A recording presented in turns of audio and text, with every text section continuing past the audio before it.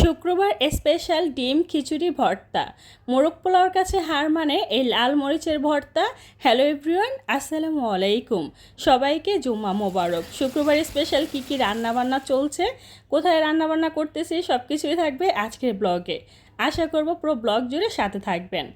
আজকে তৈরি করব ভীষণ মজার কাঁচা যে শুকনো মরিচগুলো থাকে না, কোনো প্রকার ভাজাভাজি হবে না, আর হচ্ছে রসুন। এই শুকনো মরিচ আর রসুন দিয়ে না ভীষণ মজার একটা ভর্তা তৈরি করব। তো এর জন্য আমি প্রথমে শুকনো মরিচগুলো একটা পাত্রের মধ্যে নিয়ে ভিজিয়ে নিচ্ছি।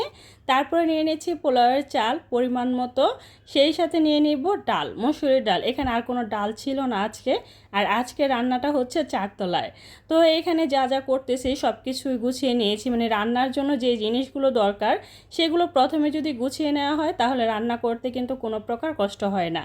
আর কাটাকাটি যে ঝামেলাগুলো সেগুলো আমার ফ্রেন্ড করবে, রান্নাবান্না যে ঝামেলাগুলো সেগুলো আমি করব।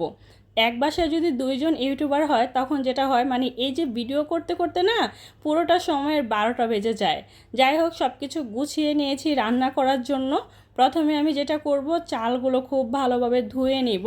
প্রথমে এগুলো আমি সুন্দর করে ধুয়ে নিচ্ছি আর একটা স্ট্যানারের সাহায্যে পানিগুলো ঝরিয়ে নিচ্ছি। অন্যদিক দিয়ে ডিম সিদ্ধ করে নিচ্ছি, দেখতেই পাচ্ছেন। একটা হাঁড়ির মধ্যে পরিমাণ মতো রান্নার সয়াবিন তেল দিয়ে দিচ্ছি, তারপরে দিয়ে দিচ্ছি কিছু আস্ত গরম মশলা, সেই সাথে দিয়ে দিচ্ছি পেঁয়াজ কুচি, কাজু বাদাম সব কিছু দিয়ে সুন্দর করে একটু নেড়ে চেড়ে নিচ্ছি। তারপরে একটু শাহি জিরাও দিয়েছিলাম এই পর্যায়ে। তারপরে যেটা করব, এখানে আদা রসুন পেস্ট দিয়ে দিচ্ছি পরিমাণ মতো, সেই সাথে দিয়ে দিচ্ছি শুকনো মশলা, নুন, হলুদের গুঁড়ো, ধনিয়া গুঁড়ো আর সামান্য পরিমাণ লাল মরিচ গুঁড়ো।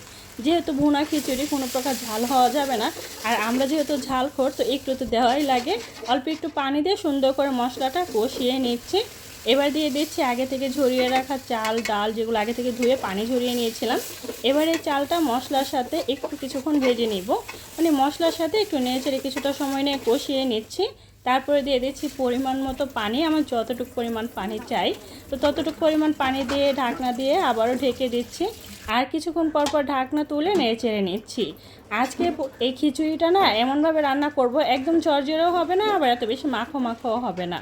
তো এই যে দেখতেই পাচ্ছেন, সুন্দর করে আমি একটু নেড়ে চেড়ে দিচ্ছি, আবারও ঢাকনা দিয়ে ঢেকে রান্না করে নিব। অন্য দিক দিয়ে আমি ডিমগুলো ভেজে নিচ্ছি। আজকে ডিমগুলো না খুব ভালোভাবে সিদ্ধ হয়নি, তাই একটু আধো ভাঙা হয়ে আছে। তো ফাইনালি আমি ডিমগুলো সুন্দর করে ভেজে নিয়ে এবার এগুলো আমি তুলে নিব। অন্য দিক দিয়ে যেটা করব, একটা হাঁড়ি বসিয়ে দিয়েছি ডিম ভুনা করার জন্য।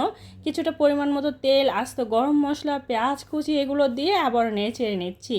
পেঁয়াজ কুচিটা একটু সফট হয়ে আসুক ততক্ষণে আমি খিচুড়িটা নেড়ে চেড়ে দিচ্ছি। এখানে কিছু আস্ত কাঁচামরিচ দিচ্ছি, এই পর্যায়ে না খুব সুন্দর একটা স্মেল আসে। আমি সবসময় এই খিচুড়ি বা পোলাও যেটাই বলেন না কেন আস্ত কাঁচামরিচ দেওয়ার চেষ্টা করি।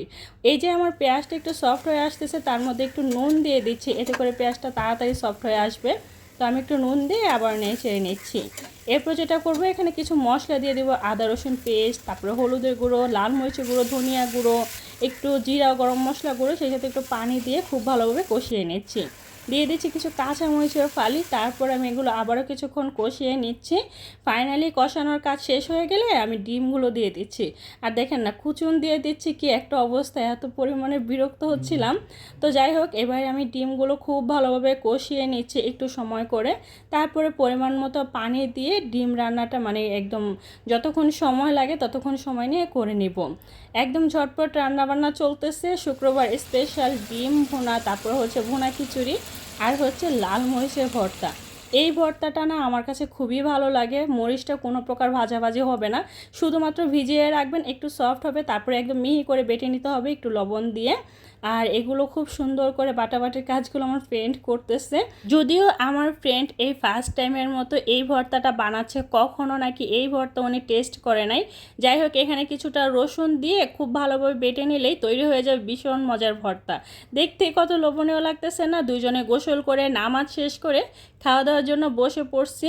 আর এই তো আমি প্রথমে পানি নিয়ে নিচ্ছি, তারপরে মাটির পাত্রের মধ্যে আমার ফ্রেন্ড এই খিচুড়িটা সার্ভ করতেছে।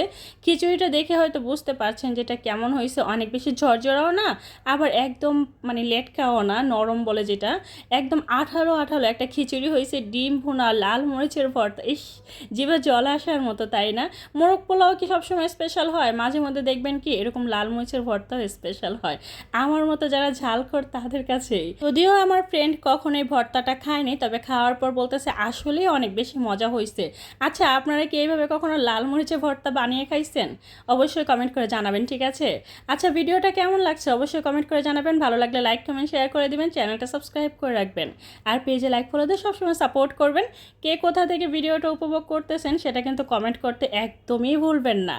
তো আজকে এই পর্যন্তই, সবাই ভালো থাকবেন, সুস্থ থাকবেন, আর আমার জন্য দোয়া করবেন। আল্লাহ হাফেজ।